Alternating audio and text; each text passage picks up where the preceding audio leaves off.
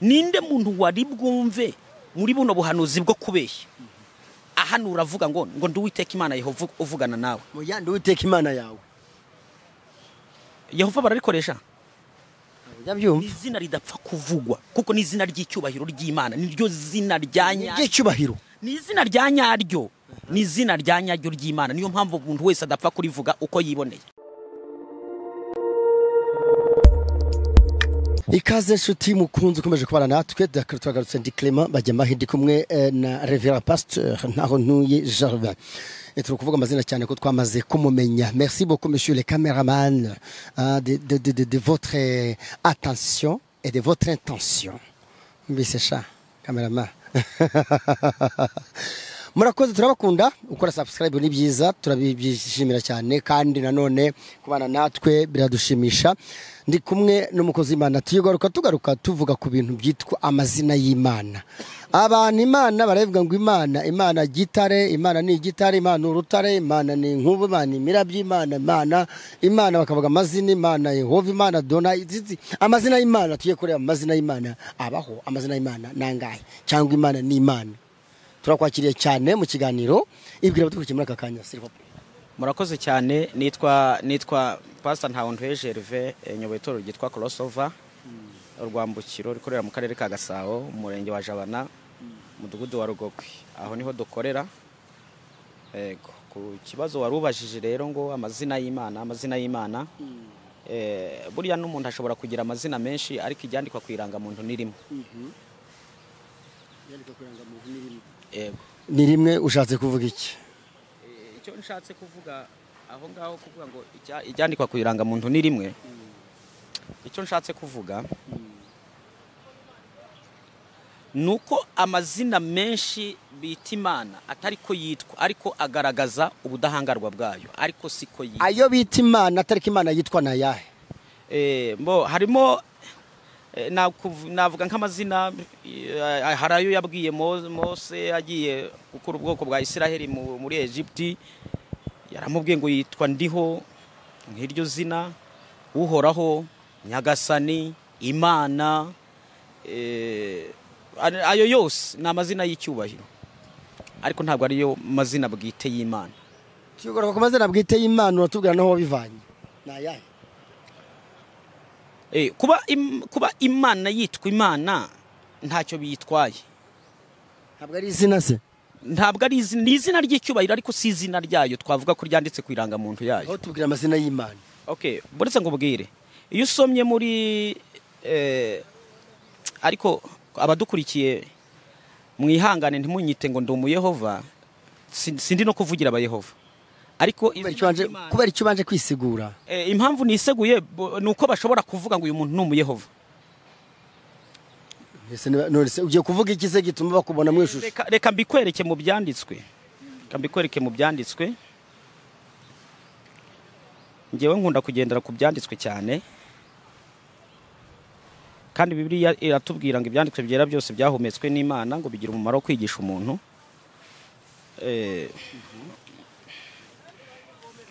Reka mbikwereke Yeremiya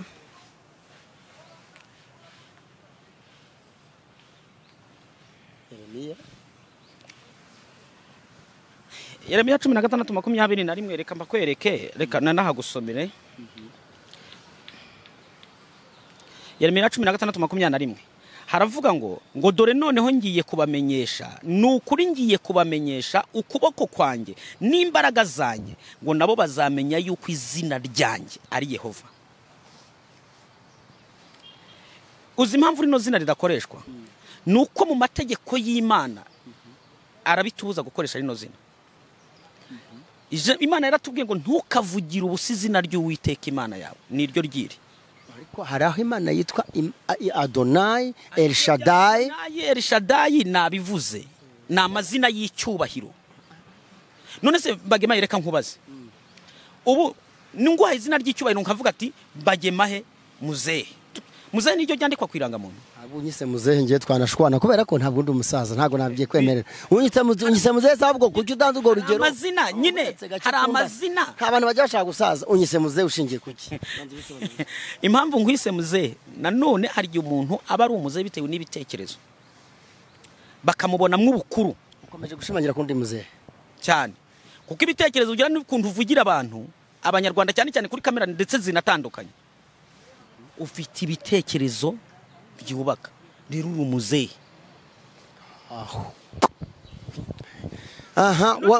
Kuri ya mazina nanone turi kujyana iri jambo na Mika yarabivuze nimwumve mwamoko yose mwe ni Mika igice cya 1 umurongo wa 2 nimwumve mwamoko yose mwe ngo namwe nawe wasiwe ngo nibikurimo byose mutega amatwi umwami Yehova.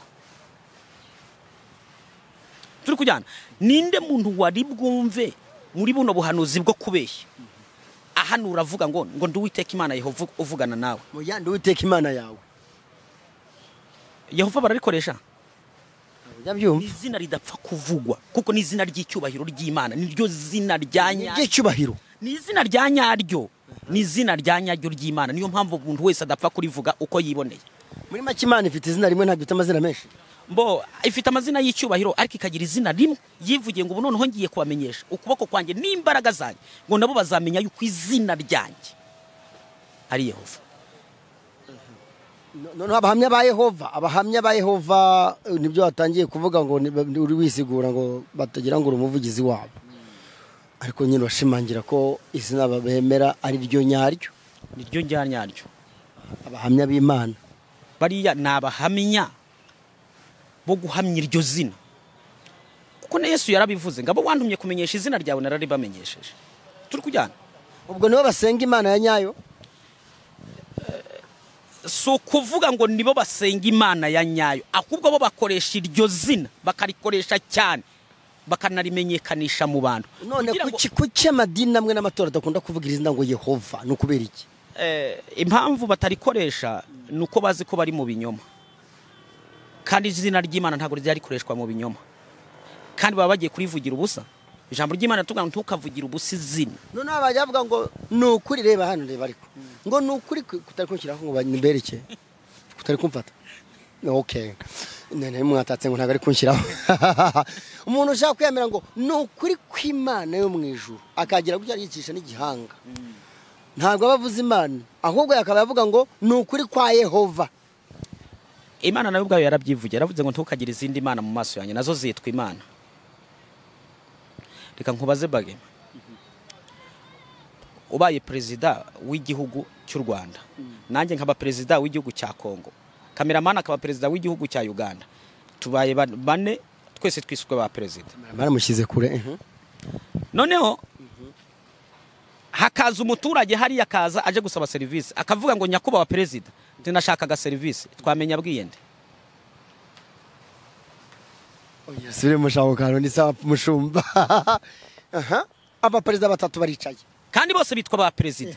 Umuturage arajeje gusaba service aravuze ngo nyakuba perezida nkeneye service hakwita bande avuze perezida uretse gake nyakuba perezida nkeneye service ego njewe nkanjye nkibusubize ego byaterwa n'ururimi yabivuzemo perezida w'icyo gihugu yakumva ururimi uwo muturage asabiyemo service.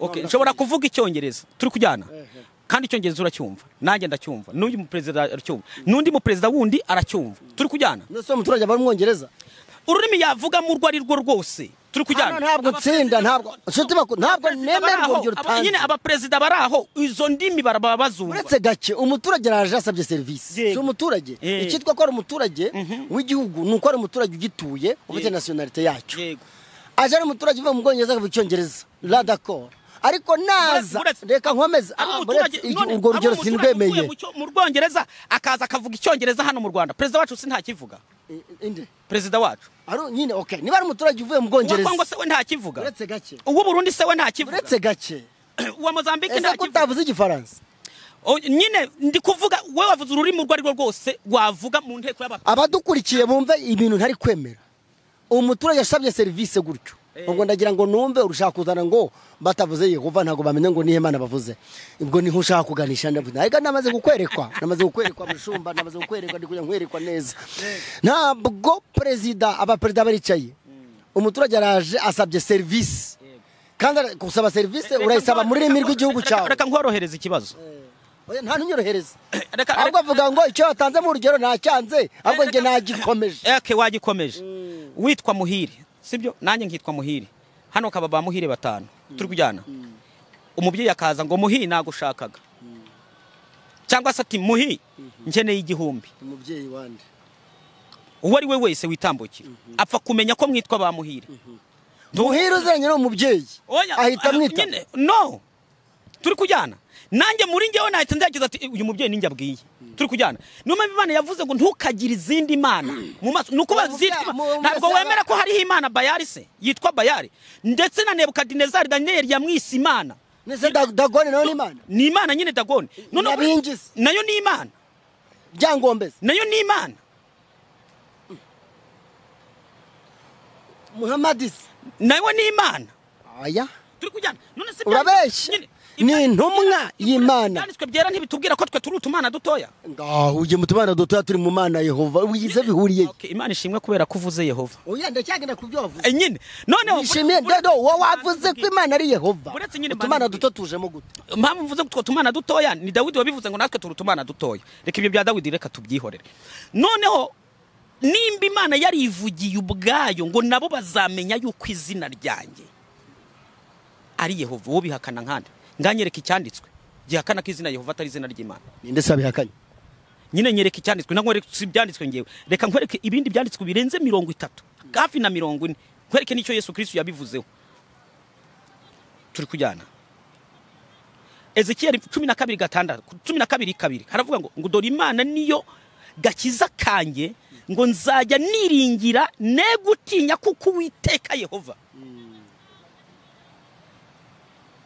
kukiri izina ubundi mutarikoresha nuko ibyo murimo muba muri kubeshya ni izina ridapfa kuvugwa rino